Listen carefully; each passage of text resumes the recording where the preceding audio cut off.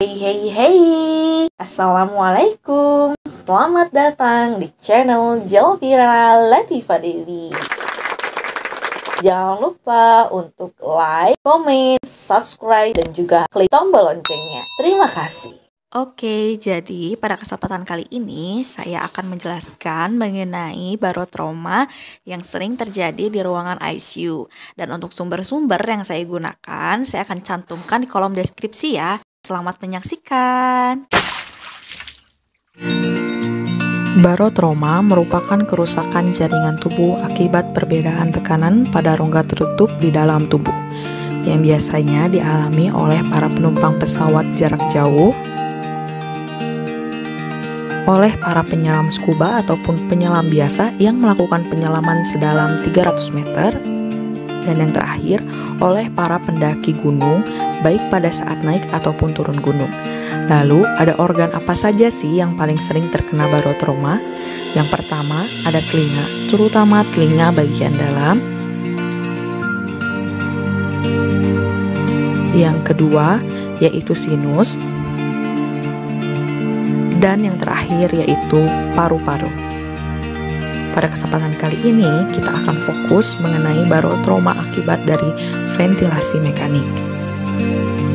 Tapi sebelumnya saya akan menjelaskan terlebih dahulu mekanisme pernafasan, di mana pernapasan pada manusia secara normal bergantung pada tekanan intratoraks negatif. Sebaliknya, pada pasien yang terpasang ventilasi mekanik diberikan tekanan positif, di mana ventilasi tekanan positif ini tidak fisiologis. Jika tidak diberikan sesuai dengan dosisnya, maka akan menimbulkan berbagai komplikasi akibat dari iatrogenik. Iatrogenik merupakan penyakit di mana dokter, obat-obatan, diagnosa, rumah sakit, dan institusi medis lainnya bertindak sebagai patogen atau agen penyakit, sehingga dapat menimbulkan barotrauma paru. Jika barotrauma paru ini tidak terindikasi sejak dini, maka akan berakibat fatal sehingga menimbulkan barotrauma pulmonal. Barotrauma pulmonal yaitu adanya udara ekstra alveolar di lokasi yang tidak normal yang disebabkan oleh ruptur alveolar yang menyebabkan penumpukan udara di ekstra alveolar. Lalu, barotrauma pulmonal ini dapat menimbulkan berbagai komplikasi. Yang pertama yaitu pneumotoraks, yang kedua pneumomediastinum, yang ketiga emfisema subkutan. Selanjutnya yaitu faktor apa saja sih yang akan memperparah kondisi dari barotrauma. Biasanya dialami oleh mereka yang memiliki penyakit bawaan seperti asma, penyakit paru obstruktif kronik atau PPOK, penyakit paru interstisial atau ILDL, pneumonia, pneumocystis xerophysi, dan sindrom gangguan pernafasan akut atau ARDS. Selanjutnya saya akan menjelaskan mengenai perjalanan penyakit dari barotrauma pulmonal, di mana normalnya pemberian tekanan positif itu harus di bawah 35 cm hidrogen dioksida. Dimulai dari pemberian tekanan positif melalui ventilasi mekanik yang terlalu berlebih sehingga menimbulkan cedera yang diakibatkan atas dua hal, yaitu tingginya volume tidal dan tingginya piplat sehingga menimbulkan volutrauma dan barotrauma. Yang kedua, yaitu rendahnya pemberian volume tidal dan tidak adanya PEEP atau Plateau Airway Pressure yang dialirkan ke alveolar sehingga menyebabkan atelektrauma, di mana pemberian tekanan tadi akan masuk ke ruang alveolar melalui jalur ini. Ketika tekanan masuk, maka akan menstimulasi pneumosites tipe 1 dan tipe 2 untuk berkontraksi. Tetapi jika tekanan terlalu tinggi diberikan, maka akan meningkatkan permeabilitas kapiler alveolar sehingga terjadi kerusakan epitel dan endotel. Kerusakan yang terjadi akan menginfiltrasi neutrofil dan juga makrofag alveolar, di mana neutrofil ini akan memproduksi sitokin proinflamasi IL-6, IL-8, IL-1 beta, dan TNF-alfa. Di mana hasil yang diproduksikan neutrofil ini akan dikeluarkan ke bilas paru akibat dari peningkatan permeabilitas kapiler paru.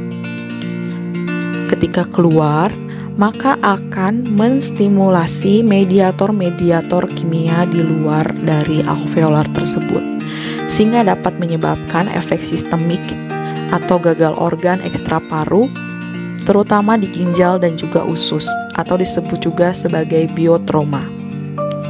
Penyebab lain yang dapat memperparah barotrauma yaitu pembedahan besar, kurangnya cairan, sepsis, dan transfusi darah. Karena pasien terpasang ventilator mekanik, maka tanda dan gejala yang dapat kita kaji yaitu: pertama, takipne; kedua, penggunaan otot aksesori seperti otot leher, dan diaporesis atau takikardia. Tanda dan gejala yang timbul harus diperkuat oleh pemeriksaan diagnostik. Yang pertama, dilakukan pemeriksaan laboratorium seperti pemeriksaan kreatinin kinase, pemeriksaan darah lengkap, dan pemeriksaan analisa gas darah. Selain itu dapat dilakukan pemeriksaan radiografi, CT scan, MRI, dan ekokardiografi. Lalu, apa yang bisa kita lakukan jika hasil pemeriksaannya pasien positif mengalami barotrauma pulmonal? Bisa dilakukan dengan farmakologi dengan pemberian dekogestan, pemberian antiinflamasi, dan pemberian analgesik. Selain itu, terdapat beberapa tindakan medis dalam penanganan barotrauma pulmonal, seperti pemasangan intubasi endotracheal. Pemasangan intubasi endotracheal dilakukan jika jalan nafas tidak stabil atau hipoksia berlanjut saat menghirup oksigen.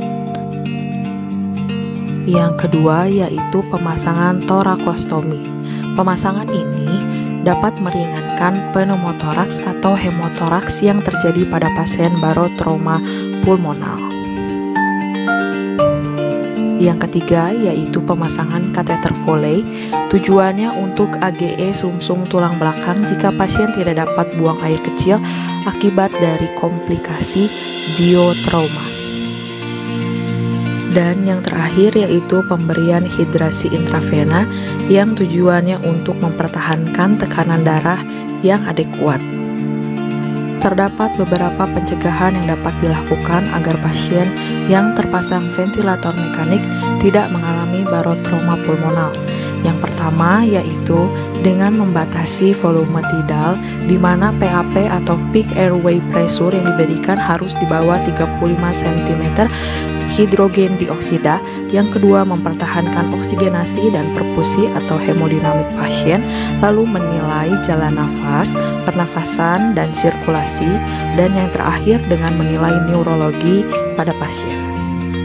Nah, itu tadi penjelasan mengenai barotrauma akibat dari ventilasi mekanik. Terima kasih sudah menonton video saya. Wassalamualaikum warahmatullahi wabarakatuh.